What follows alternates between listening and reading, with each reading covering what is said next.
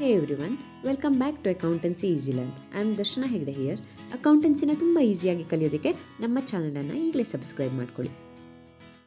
Hello dear students, ಇವತ್ತು ನಾನು second PU ಸಿಲೆಬಸ್ನಲ್ಲಿ ಅಡ್ಮಿಷನ್ ಆಫ್ ಪಾರ್ಟ್ನರ್ ಈ ಚಾಪ್ಟರ್ನ ಲಾಂಗ್ ಪ್ರಾಬ್ಲಮನ್ನು ಸಾಲ್ವ್ ಮಾಡೋದು ಹೇಗೆ ಅನ್ನೋದನ್ನು ಹೇಳ್ಕೊಡ್ತಾ ಇದ್ದೀನಿ. ಈ ಸೀರೀಸ್ನ ಹಿಂದಿನ ಪಾರ್ಟಲ್ಲಿ ನಾನು ಅಡ್ಮಿಷನ್ ಮೇಲೆ 12 ಮಾರ್ಕ್ಸ್ ಪ್ರಾಬ್ಲಮಲ್ಲಿ ಒಂದು ಕೇಸನ್ನು ಎಕ್ಸ್ಪ್ಲೇನ್ ಮಾಡಿದ್ದೆ. That is goodwill brought in cash and retained ಇದ್ದಾಗ. ಸೊ ಈಗ ನಾನು ಇವತ್ತಿನ ಸೆಷನಲ್ಲಿ goodwill brought in cash and withdrawn by old partners ಇದ್ದಾಗ, ಫುಲ್ಲಿ ವಿತ್ಡ್ರಾನ್ ಇದ್ದಾಗ ಯಾವ ರೀತಿಯಾಗಿ ಸಾಲ್ವ್ ಮಾಡಬೇಕು ಅನ್ನೋದನ್ನು ನಿಮಗೆ ಹೇಳ್ಕೊಡ್ತೀನಿ. ಲಾಸ್ಟ್ ಸೆಷನಲ್ಲಿ ನಾನು ಕಂಪ್ಲೀಟ್ ಡೀಟೇಲ್ಸನ್ನು ಕೊಟ್ಟಿದ್ದೆ. ರಿವ್ಯಾಲ್ಯೂಯೇಷನ್ ಅಕೌಂಟ್ ಅಂದರೆ ಏನು, ಪಾರ್ಟ್ನರ್ಸ್ ಕ್ಯಾಪಿಟಲ್ ಅಕೌಂಟಲ್ಲಿ ಏನೇನು ಬರುತ್ತೆ, ಹಾಗೆ ಕ್ಯಾಶ್ ಅಕೌಂಟ್ ಪ್ರಿಪೇರ್ ಯಾವಾಗ ಮಾಡಬೇಕು, ಇದೆಲ್ಲವನ್ನು ಹೇಳ್ಕೊಟ್ಟಿದ್ದೆ.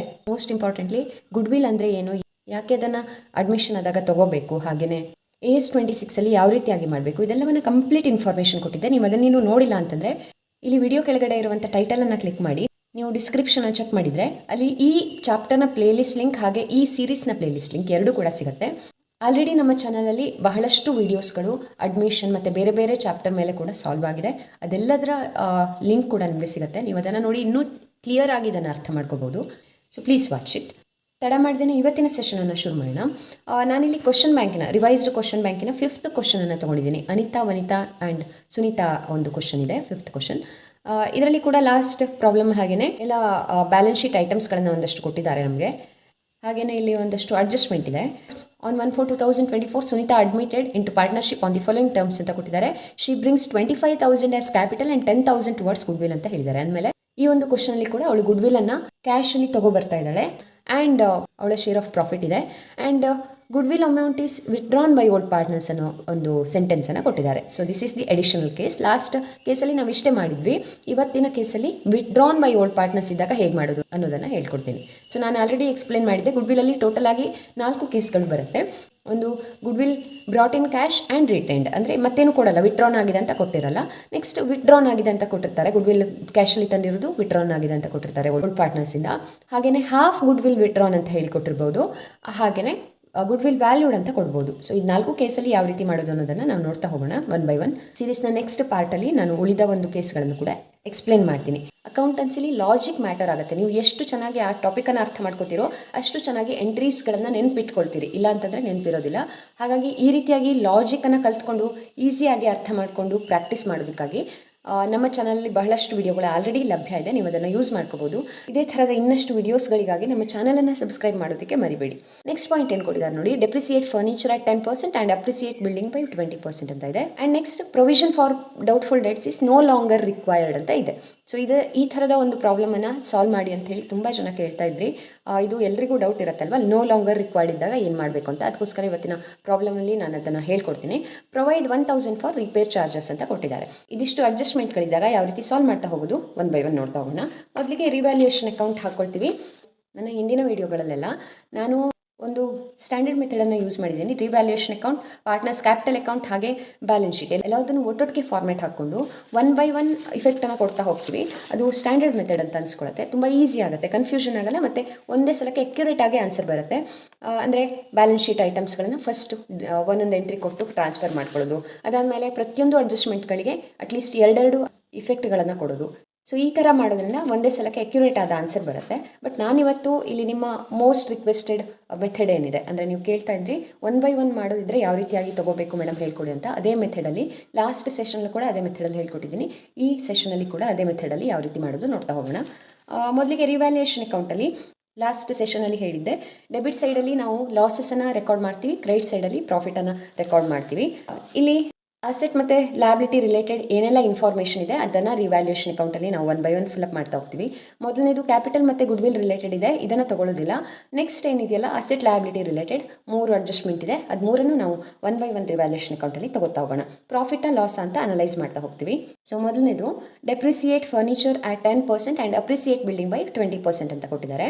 ಸೊ ಡೆಪ್ರಿಸಿಯೇಟ್ ಫರ್ನಿಚರ್ ಡೆಪ್ರಿಸಿಯೇಷನ್ ಆಗಿರೋದ್ರಿಂದ ಲಾಸ್ ಆದಾಗಾಯಿತು. ಸೊ ಡೆಬಿಟ್ ಸೈಡಲ್ಲಿ ಹಾಕ್ತೀವಿ. ಫರ್ನಿಚರ್ ಅಕೌಂಟ್ ಅಂತ ಬರೆದು ಇಲ್ಲಿ ಅಮೌಂಟ್ ಎಷ್ಟಿದೆ ನೋಡ್ಕೊಳ್ಳಿ. ಬ್ಯಾಲೆನ್ಸ್ ಶೀಟಲ್ಲಿ ಫರ್ನಿಚರ್ ಅಮೌಂಟ್ 25,000 ಇತ್ತು, ಅದ್ರ ಮೇಲೆ 10% ಅಂದರೆ 2,500 ಆಯಿತು. ಆ್ಯಂಡ್ ನೆಕ್ಸ್ಟ್ ಬಿಲ್ಡಿಂಗನ್ನು 20% ಅಪ್ರಿಸಿಯೇಟ್ ಮಾಡಲಿಕ್ಕೆ ಹೇಳಿದ್ದಾರೆ. ಸೊ ಬಿಲ್ಡಿಂಗ್ ವ್ಯಾಲ್ಯೂ ಇಲ್ಲಿ 35,000 ಇದೆ. 35,000 ಮೇಲೆ 20% ಅಂದರೆ 7,000 ಬಂತು. ಇದು ಅಪ್ರಿಸಿಯೇಷನ್ ಆಗಿರೋದನ್ನು ಕ್ರೆಡಿಟ್ ಸೈಡಲ್ಲಿ ಎಂಟ್ರಿ ಮಾಡ್ತಾ ಇದ್ದೀವಿ. It is a profit for us ಅಲ್ವಾ. ಆ್ಯಂಡ್ ನೆಕ್ಸ್ಟ್ ಅಡ್ಜಸ್ಟ್ಮೆಂಟ್ ಏನಿದೆ ನೋಡೋಣ. Provision for doubtful debt is no longer required ಅಂತ ಹೇಳ್ತಾ ಇದ್ದಾರೆ. ನೋ ಲಾಂಗರ್ ರಿಕ್ವೈರ್ಡ್ ಮೀನ್ಸ್ ಈಗ ಅದರ ಅವಶ್ಯಕತೆ ಇಲ್ಲ ಅಂತ. ಸೊ ಆಲ್ರೆಡಿ ನಾವು ನಮ್ಮ ಬ್ಯಾಲೆನ್ಸ್ ಶೀಟಲ್ಲಿ, ಹಳೆ ಬ್ಯಾಲೆನ್ಸ್ ಶೀಟಲ್ಲಿ PDDಗೆ ಪ್ರೊವಿಷನ್ ಕೊಟ್ಟಿದ್ವಿ, ಅಂದರೆ ಡೌಟ್ಫುಲ್ ಡೆಟ್ಸ್ಗೆ ಪ್ರೊವಿಷನ್ ಇಟ್ಟಿದ್ವಿ, 2,000 ರೂಪಾಯಿ ಎತ್ತಿಟ್ಟಿದ್ವಿ. ಅಮೌಂಟ್ ಡೆಟರ್ಸಿಂದ ಬರದೇ ಇರ್ಬೋದು ಅನ್ನೋ ಡೌಟ್ ಮೇಲೆ 2,000 ಎತ್ತಿಟ್ಟಿದ್ವಿ. ಇವಾಗ ಅದರ ನೆಸೆಸಿಟಿ ಇಲ್ಲ ಅಂತ ಹೇಳ್ತಾ ಇದ್ದಾರೆ. ಸೊ ಇದನ್ನು ಕಂಪ್ಲೀಟಾಗಿ ಡಿಕ್ರೀಸ್ ಮಾಡಿ ನಿಲ್ ಮಾಡಬೇಕು ಅಥವಾ ಕ್ಯಾನ್ಸಲ್ ಮಾಡಬೇಕು. ಸೊ ಕ್ಯಾನ್ಸಲ್ ಮಾಡೋದಿದ್ರೆ ಪೂರ್ತಿ 2,000ನ ಮೈನಸ್ ಮಾಡಬೇಕಲ್ವಾ.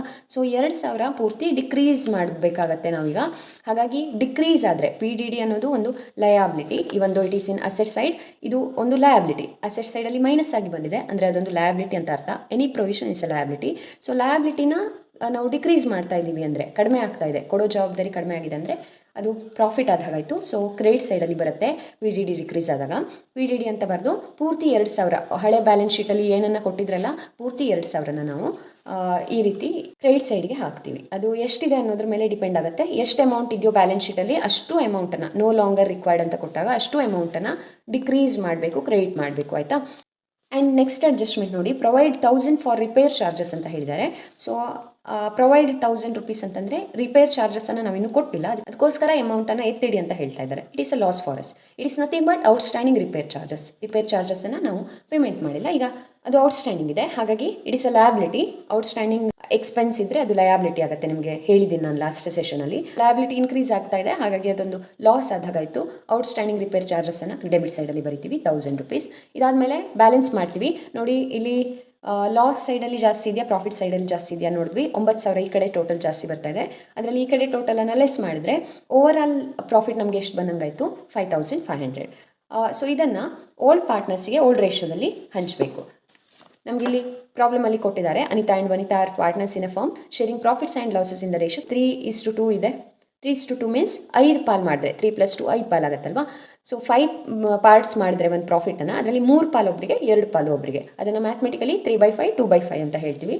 ಸೊ ಅನಿತಾಗೆ 5,500 × 3/5, ಇವಳಿಗೆ ವನಿತಾಗೆ 5,500 × 2/5. ಸೊ ಈ ರೀತಿ ಮಾಡಿದ್ವಿ. 3,300 2,200 ಬಂತು. ಇದಾದಮೇಲೆ ನಾವು ಪಾರ್ಟ್ನರ್ಸ್ ಕ್ಯಾಪಿಟಲ್ ಅಕೌಂಟಿಗೆ ಹೋಗ್ತೀವಿ. ಸೊ ಪಾರ್ಟ್ನರ್ಸ್ ಕ್ಯಾಪಿಟಲ್ ಅಕೌಂಟಲ್ಲಿ ನಾನಿಲ್ಲಿ ರೆಡ್ ಇಂಕಲ್ಲಿ ಬರೆದಿದ್ದೀನಲ್ಲ, ಇದೆಲ್ಲ ಬ್ಯಾಲೆನ್ಸ್ ಶೀಟ್ ಐಟಮ್ಸ್ ಅಂತ ಅರ್ಥ. ಆ್ಯಂಡ್ ಬ್ಲ್ಯಾಕ್ ಇಂಕಲ್ಲಿ ಬರೆದಿರುವಂಥದ್ದು ಅಡ್ಜಸ್ಟ್ಮೆಂಟಿಂದ ಬಂದಿರುವಂಥದ್ದು. ಹಾಗೆಯೇ ಲಾಸ್ಟಲ್ಲಿ ಬ್ಲೂ ಇಂಕಲ್ಲಿ ಬರೆದಿರೋದು ಬ್ಯಾಲೆನ್ಸ್ ಮಾಡಿ ಬಂದಿರುವಂಥ ಆನ್ಸರ್ಗಳು. ಸೊ ಇಲ್ಲಿ ರೆಡ್ ಇಂಕಲ್ಲಿ ಬರೆದಿರೋ ಬ್ಯಾಲೆನ್ಸ್ ಶೀಟ್ ಐಟಮ್ಸು ಯಾವ್ಯಾವ್ದು ಇಲ್ಲಿ ಟ್ರಾನ್ಸ್ಫರ್ ಆಗುತ್ತೆ ನೋಡೋಣ.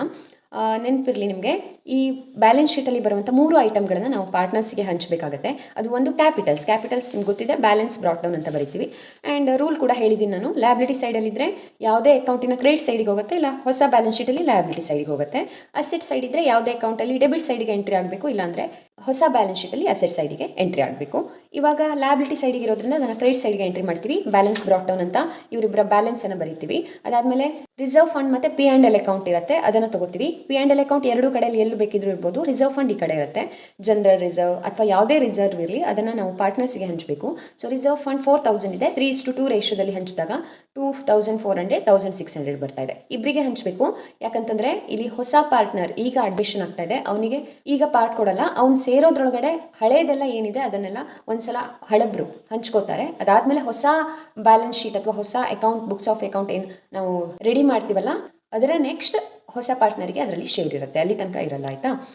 ಸೊ ಹಾಗಾಗಿ ಇದರಲ್ಲಿ ಓಲ್ಡ್ ಪಾರ್ಟ್ನರ್ಸ್ ಅಷ್ಟೇ ಶೇರ್ ಮಾಡ್ಕೋಬೇಕು. ರಿವ್ಯಾಲ್ಯೂಯೇಷನ್ ಅಕೌಂಟ್ ಪ್ರಾಫಿಟ್ ಅಥವಾ ಲಾಸ್ ಇರಲಿ, ಅಥವಾ ಈ ಥರ ರಿಸರ್ವ್ ಅನ್ಡಿಸ್ಟ್ರಿಬ್ಯೂಟೆಡ್ ಪ್ರಾಫಿಟ್ಗಳನ್ನಿರಲಿ, ಅದನ್ನು ಓಲ್ಡ್ ಪಾರ್ಟ್ನರ್ಸ್ ಮಾತ್ರ ಶೇರ್ ಮಾಡ್ಕೋಬೇಕು. ಆ್ಯಂಡ್ ಇದೆರಡು ಐಟಮ್ಗಳು ಇಲ್ಲಿ ಬಂತು. ಇನ್ನು P&L ಅಕೌಂಟನ್ನು ಈ ಪ್ರಾಬ್ಲಮಲ್ಲಿ ಕೊಟ್ಟಿಲ್ಲ. ನೆಕ್ಸ್ಟ್ ಹೋಗ್ತೀವಿ ನಾವು ಅಡ್ಜಸ್ಟ್ಮೆಂಟಿಗೆ ಹೋಗ್ತೀವಿ. ಅಡ್ಜಸ್ಟ್ಮೆಂಟ್ ನಂಬರ್ 1ಅಲ್ಲಿ she brings ₹25,000 as capital and 10,000 towards goodwill ಅಂತ ಇದೆ. ಗುಡ್ವಿಲ್ ಮತ್ತು ಕ್ಯಾಪಿಟಲ್ ಎರಡೂ ಸೇರಿಸಿ ಸುನೀತಾ ತರ್ತಾ ಇದ್ದಾಳೆ ಅಮೌಂಟನ್ನು, ಕ್ಯಾಶನ್ನು. ಸೊ AS 26 ಪ್ರಕಾರ ಇದಕ್ಕೆ ಅಡ್ಜಸ್ಟ್ಮೆಂಟ್ ಕೊಡಬೇಕಾಗಿರೋದ್ರಿಂದ AS 26 ಪ್ರಕಾರ ನಾವು ಗುಡ್ವಿಲ್ ಅಕೌಂಟ್ ಅಂತ ಶೋ ಮಾಡೋ ಹಾಗಿಲ್ಲ, ಬದಲಾಗಿ ಅದು ಕ್ಯಾಶ್ ಬಂತು, ಅದನ್ನು ಪಾರ್ಟ್ನರ್ಸ್ಗೆ ಅಡ್ಜಸ್ಟ್ ಮಾಡಿದ್ವಿ, ಈ ರೀತಿ ತೋರಿಸ್ಬೇಕಾಗುತ್ತೆ. ಸೊ ಇಲ್ಲಿ ತಂದಿರೋದು ಸುನೀತಾ ಆಗಿರೋದ್ರಿಂದ ಸುನೀತಾ ಅಕೌಂಟನ್ನು ಕ್ರಿಯೇಟ್ ಮಾಡ್ತೀವಿ. ಕ್ಯಾಪಿಟಲ್ ಅಕೌಂಟಲ್ಲಿ ಕ್ರೆಡಿಟ್ ಇನ್ಕ್ರೀಸಸ್, ಡೆಬಿಟ್ ಡಿಕ್ರೀಸಸ್ ಅಂತ ರೂಲ್ ಇದೆ. ಸೊ ಅವಳ ಅಕೌಂಟ್ ಕ್ರೆಡಿಟ್ ಆಗ್ತಾ ಇದೆ, ಕ್ರೆಡಿಟಲ್ಲಿ ಬಂದ್ವಿ. ಆ್ಯಂಡ್ ಇಲ್ಲಿ ಇರುವಂಥ ಅಕೌಂಟ್ ಕ್ಯಾಶ್ ಇದ್ದರೆ ಕ್ಯಾಶ್, ಬ್ಯಾಂಕ್ ಇದ್ದರೆ ಬ್ಯಾಂಕ್. ಇಲ್ಲಿ ಬ್ಯಾಲೆನ್ಸ್ ಶೀಟಲ್ಲಿ ಕ್ಯಾಶ್ ಇನ್ ಹ್ಯಾಂಡ್ ಕೊಟ್ಟಿದ್ರು, ಸೊ ಕ್ಯಾಶ್ ಅಕೌಂಟ್ ಅಂತ ತೊಗೋತೀವಿ. ಇಲ್ಲಿ ಕ್ಯಾಶ್ ಅಕೌಂಟ್, ಲಾಸ್ಟ್ ಪ್ರಾಬ್ಲಮಲ್ಲಿ ಬ್ಯಾಂಕ್ ಅಕೌಂಟ್ ಅಂತ ಬಂದಿತ್ತಲ್ಲ, ಇಲ್ಲಿ ಕ್ಯಾಶ್ ಅಕೌಂಟ್ ಅಂತ ಬರುತ್ತೆ. ಆ್ಯಂಡ್ ಕ್ಯಾಪಿಟಲ್ ಪ್ಲಸ್ ಗುಡ್ವಿಲ್ಗೆ ಎಂಟ್ರಿ 25 + 10 35, ಟೋಟಲ್ 35,000 ಅವಳು ತಂದಂಗಾಯಿತು ಅಲ್ವಾ. ನೆಕ್ಸ್ಟ್ ಎಂಟ್ರಿನ ನಾವು ಗುಡ್ವಿಲ್ ಡಿಸ್ಟ್ರಿಬ್ಯೂಷನ್ಗೆ ಮಾಡ್ತೀವಿ. ಗುಡ್ವಿಲ್ ಡಿಸ್ಟ್ರಿಬ್ಯೂಷನ್ ಅಲ್ಲಿ ಕೊಟ್ಟಿರಲ್ಲ, ನಾವು ಮಾಡಬೇಕಾಗತ್ತೆ. ಇವಳು ಕ್ಯಾಶಲ್ಲಿ ತಂದ ಮೇಲೆ ಅದನ್ನು ಹಾಗೆ ಅವಳೇ ಇಟ್ಕೊಂಡು ಕೂತ್ಕೊಳ್ಳೋ ಹಾಗಿಲ್ಲ, ಅದನ್ನು ಕಂಪನ್ಸೇಷನ್ ಮಾಡಬೇಕು. ಯಾರಿಗೆ? ಓಲ್ಡ್ ಪಾರ್ಟ್ನರ್ಸ್ಗೆ, ಅವರ ಸ್ಯಾಕ್ರಿಫೈಸ್ ರೇಷೋದಲ್ಲಿ. ಯಾಕೆ ಕಂಪನ್ಸೇಷನ್ ಮಾಡಬೇಕು, ಹೇಗೆ ಇದನ್ನು ನೆನ್ಪಿಟ್ಕೊಳ್ಳೋದು ಎಲ್ಲ ನಾನು ಲಾಸ್ಟ್ ಸೆಷನಲ್ಲಿ ನಿಮಗೆ ಹೇಳ್ಕೊಟ್ಟಿದ್ದೀನಿ. ನಿಮಗೆ ಗುಡ್ವಿಲ್ ಅರ್ಥ ಆಗಿಲ್ಲ ಅಂತಂದರೆ ಹಿಂದಿನ ಪಾರ್ಟನ್ನು ನೋಡ್ಕೊಂಡು ಬರ್ಬೋದು. ಹಾಗೆಯೇ ಸಪ್ರೇಟಾಗಿ ಗುಡ್ವಿಲ್ ಟ್ರೀಟ್ಮೆಂಟ್ ಮೇಲೆ ಇನ್ನೊಂದು ವಿಡಿಯೋ ಕೂಡ ಇದೆ, ಅದರ ಲಿಂಕನ್ನು ಕೂಡ ನಾನು ಡಿಸ್ಕ್ರಿಪ್ಷನಲ್ಲಿ ಕೊಟ್ಟಿರ್ತೀನಿ, ನೀವು ಅದನ್ನು ನೋಡಿ ಕೂಡ ಕಲಿಬಹುದು. ಹಾಗಾಗಿ ಕಂಟಿನ್ಯೂ ಮಾಡೋಣ. ಇಲ್ಲಿ ಕಂಪನ್ಸೇಷನ್ ಮಾಡ್ತಾ ಇರೋ ಸುನೀತಾ ಆಗಿರೋದ್ರಿಂದ ಅವಳ ಅಕೌಂಟಲ್ಲಿ ಡಿಡಕ್ಟ್ ಮಾಡ್ತೀವಿ. ಸೊ ಇದು ಅವಳ ಅಕೌಂಟಲ್ಲಿ 10,000 ಗುಡ್ವಿಲನ್ನು ಡಿಕ್ರೀಸ್ ಮಾಡ್ತೀವಿ. ಯಾವ ರೇಷೋದಲ್ಲಿ? ಸ್ಯಾಕ್ರಿಫೈಸ್ ರೇಷೋದಲ್ಲಿ. ಸ್ಯಾಕ್ರಿಫೈಸ್ ರೇಷೋ ಕ್ಯಾಲ್ಕುಲೇಷನಲ್ಲಿ ಅಗೇನ್ ನಮಗೆ ಇಲ್ಲಿ ನ್ಯೂ ರೇಷೋ ಕೊಟ್ಟಿಲ್ಲ, ಹಾಗೆಯೇ ಸ್ಯಾಕ್ರಿಫೈಸ್ ರೇಷನು ಕೊಟ್ಟಿಲ್ಲ. ಸೊ ಸ್ಯಾಕ್ರಿಫೈಸ್ ರೇಷೋ ಕೊಟ್ಟಿದ್ರೆ ಅದನ್ನು ತಗೋತೀವಿ, ಇಲ್ಲ ನ್ಯೂ ರೇಷೋ ಕೊಟ್ಟಿದ್ರೆ ಕ್ಯಾಲ್ಕುಲೇಷನ್ ಮಾಡ್ಕೋತೀವಿ. ಓಲ್ಡ್ ರೇಷೋ ಇರುತ್ತೆ, ನ್ಯೂ ರೇಷೋ ಇರುತ್ತೆ. ಅವಾಗ ಸ್ಯಾಕ್ರಿಫೈಸ್ ರೇಷೋ ಎಷ್ಟಾಗುತ್ತೆ ಅನ್ನೋದನ್ನು ವರ್ಕಿಂಗ್ ನೋಟಲ್ಲಿ ಕ್ಯಾಲ್ಕುಲೇಷನ್ ಮಾಡ್ಕೋತೀವಿ. ಬಟ್ ಎರಡೂ ಇಲ್ಲ ಅಂತಂದಾಗ ನಾವು ಡೈರೆಕ್ಟಾಗಿ ಓಲ್ಡ್ ರೇಷೋನ ಸ್ಯಾಕ್ರಿಫೈಸ್ ರೇಷೋ ಅಂತ ಅನ್ಕೋತೀವಿ. ಅಂದರೆ old ratio equal to sacrifice ratio ಆಗುತ್ತೆ. ಹಾಗಾಗಿ ಇಲ್ಲಿ ಸ್ಯಾಕ್ರಿಫೈಸ್ ರೇಷೋ ಅಂತಲೇ ಹೇಳಬೇಕು 3:2ಗೆ, ಓಲ್ಡ್ ರೇಷೋ ಅನ್ನೋ ಹಾಗಿಲ್ಲ. ಸೊ ಸ್ಯಾಕ್ರಿಫೈಸ್ ರೇಷೋದಲ್ಲಿ 3:2 ರೇಷೋದಲ್ಲಿ ಇದನ್ನು ಹಂಚಿದಾಗ 6,000 4,000 ಬರ್ತಾ ಇದೆ. 10,000 ಹಂಚಿದಾಗ ಸೊ 6,000 4,000ನ ಇಬ್ಬರಿಗೆ ಕೊಡ್ತಾ ಇದ್ದಾಳೆ. ಸೊ ಅವಳ ಅಕೌಂಟಿಂದ 2 ಡಿವೈಡ್ ಮಾಡಿ ತೆಗಿತಾ ಇದ್ವಿ, ಡಿಡಕ್ಟ್ ಮಾಡ್ತಾ ಇದ್ವಿ. ಸೊ ಡಿಕ್ರೀಸ್ ಆಯಿತು, ಅದನ್ನು ಡೆಬಿಟ್ ಮಾಡ್ತೀವಿ. ಹಿಂದ್ಗಡೆ ಯಾರ್ಯಾರಿಗೆ ಕೊಟ್ಟಿದ್ದಾಳೋ ಅವರ ಹೆಸರನ್ನು ಬರಿತೀವಿ. To Vanita's capital 6,000, to Vanita's capital 4,000. And ಇಲ್ಲಿ ಉಳಿದಿಬ್ಬರ ಅಕೌಂಟಿಗೆ ಕ್ರೆಡಿಟ್ ಮಾಡ್ತೀವಿ. ಅವ್ರ ಅಕೌಂಟ್ ಇನ್ಕ್ರೀಸ್ ಮಾಡ್ತಾ ಇದ್ದೀವಿ, ಅವ್ರಿಗೆ ಅದನ್ನು ಕೊಡ್ತಾ ಇದ್ದಾಳೆ ಸುನೀತಾ. ಸೊ ಇವರ ಅಕೌಂಟ್ ಇನ್ಕ್ರೀಸ್ ಆಯಿತು, ಹಿಂದ್ಗಡೆ ಕೊಟ್ಟವ್ರ ಹೆಸರು ಬರಿತೀವಿ ಬೈ ಸುನೀತಾಸ್ ಕ್ಯಾಪಿಟಲ್ 6,000 4,000. ಇಷ್ಟು ಈಸಿಯಾಗಿ ನಾವು ಗುಡ್ವಿಲ್ ಡಿಸ್ಟ್ರಿಬ್ಯೂಷನ್ ಎಂಟ್ರಿ ಹಾಕ್ಬೋದು. ಇನ್ನು ನಮಗೆ ಇನ್ನೊಂದು ಸೆಂಟೆನ್ಸ್ ಕೊಟ್ಟಿದ್ದಾರೆ, goodwill amount is withdrawn by old partners ಅಂತ. ಫುಲ್ಲಿ ವಿತ್ಡ್ರಾನ್ ಆಗ್ತಾ ಇದೆ. ಸೊ ವಿತ್ಡ್ರಾನ್ ಆದಾಗ ಏನಿಲ್ಲ, ಅವರ ಅಕೌಂಟನ್ನು ಪೂರ್ತಿ ಡಿಕ್ರೀಸ್ ಮಾಡ್ಬೇಕು ನಾವು.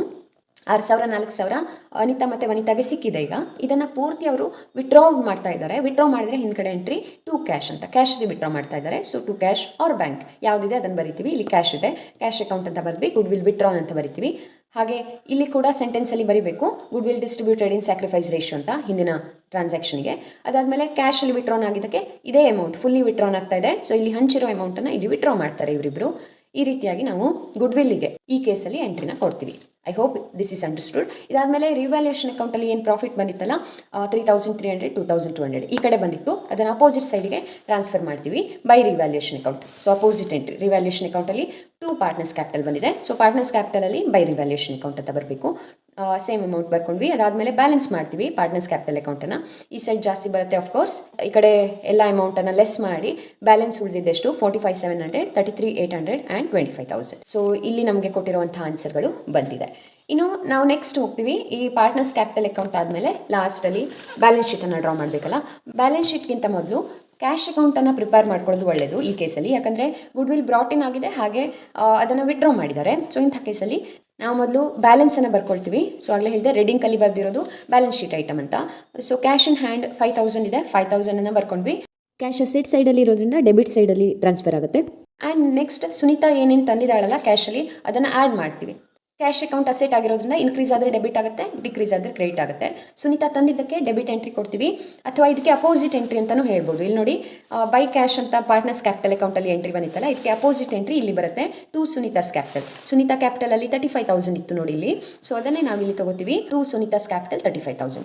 ಹಾಗೆಯೇ ಈ ಕಡೆ ಟು ಕ್ಯಾಶ್ ಅಂತ ಎಂಟ್ರಿ ಬಂದಿತ್ತಲ್ಲ ಪಾರ್ಟ್ನರ್ಸ್ ಕ್ಯಾಪಿಟಲ್ ಅಕೌಂಟಲ್ಲಿ, ಅನಿತಾ ಮತ್ತು ವನಿತಾ ಕ್ಯಾಪಿಟಲನ್ನು ನಾವು ಡೆಬಿಟ್ ಮಾಡಿದ್ವಿ. ಈಗ ಅಪೋಸಿಟ್ ಎಂಟ್ರಿ ಇಲ್ಲಿ ಕ್ಯಾಶ್ ಅಕೌಂಟಲ್ಲಿ, ಅಂದರೆ ಅವರಿಬ್ಬರು ವಿತ್ಡ್ರಾ ಮಾಡಿದ್ದಾರೆ. ಸೊ ಡಿಕ್ರೀಸ್ ಆಯಿತು ಕ್ಯಾಶ್ ಅಕೌಂಟ್, ಈ ಕಡೆ ಎಂಟ್ರಿ ಬರುತ್ತೆ by Anita's capital 6,000 by Vanita's capital 4,000. So ಇಷ್ಟು ಆದಮೇಲೆ ಇದನ್ನು ಬ್ಯಾಲೆನ್ಸ್ ಮಾಡ್ತೀವಿ. ಬ್ಯಾಲೆನ್ಸ್ ನಮಗೆ 30,000 ಬರ್ತಾ ಇದೆ. ಈ ಬ್ಯಾಲೆನ್ಸ್ಗಳನ್ನು ನಾವು ಬ್ಯಾಲೆನ್ಸ್ ಶೀಟಲ್ಲಿ ತೋರಿಸ್ಬೇಕು, ಆಯಿತಾ.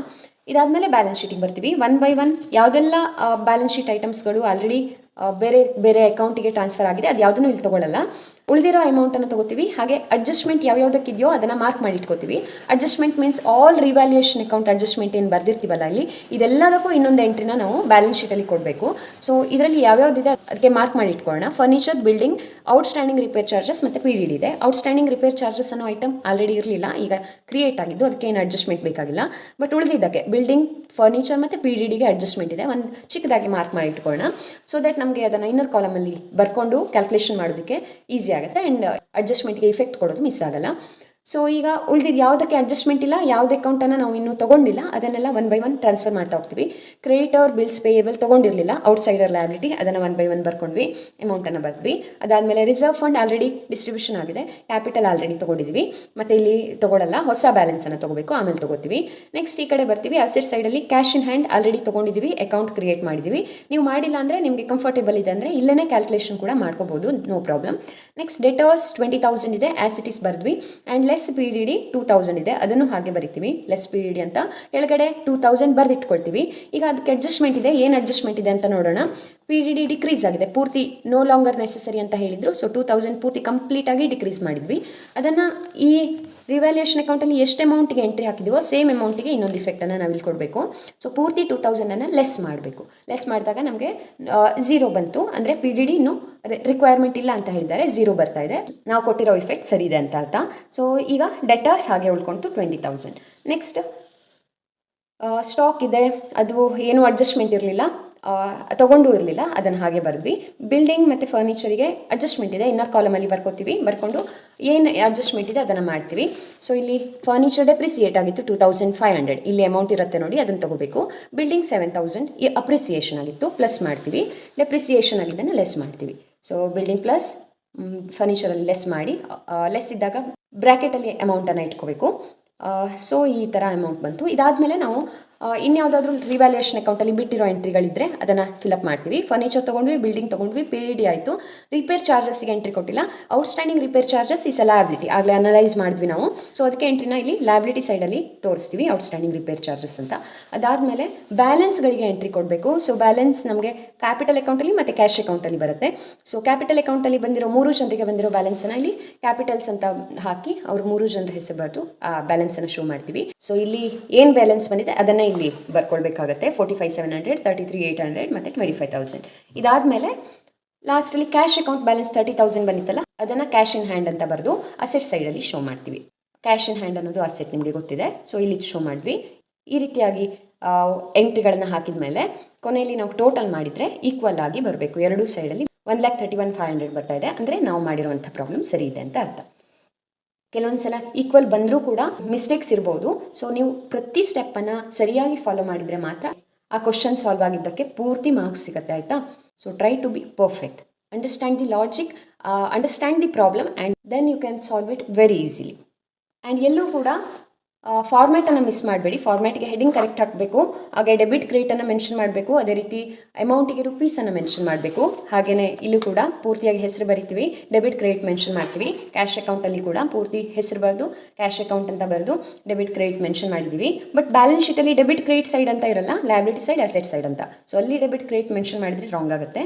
And balance sheet as on admitted ಆಗಿರುವಂಥ ಡೇಟನ್ನು ತೊಗೋಬೇಕು, 1/4/2024 ಆಫ್ಟರ್ ಅಡ್ಮಿಷನ್ ಅಂತ ತೊಗೋತೀವಿ.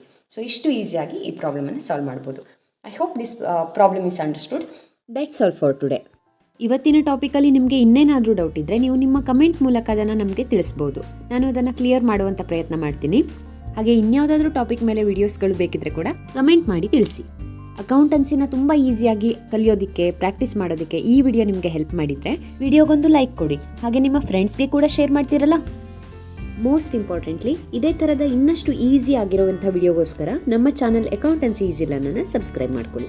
ಈ ಟಾಪಿಕ್ನ ಪ್ಲೇಲಿಸ್ಟ್ ಲಿಂಕ್ ಹಾಗೆ ಈ ಸೀರೀಸ್ನ ಲಾಸ್ಟ್ ಪಾರ್ಟ್ ಮತ್ತು ನೆಕ್ಸ್ಟ್ ಪಾರ್ಟ್ ಸ್ಕ್ರೀನ್ ಮೇಲೆ ಡಿಸ್ಪ್ಲೇ ಆಗ್ತಿದೆ, ನೋಡೋದಕ್ಕೆ ಮರಿಬೇಡಿ. I will be back with next part very soon. Until then enjoy the learning.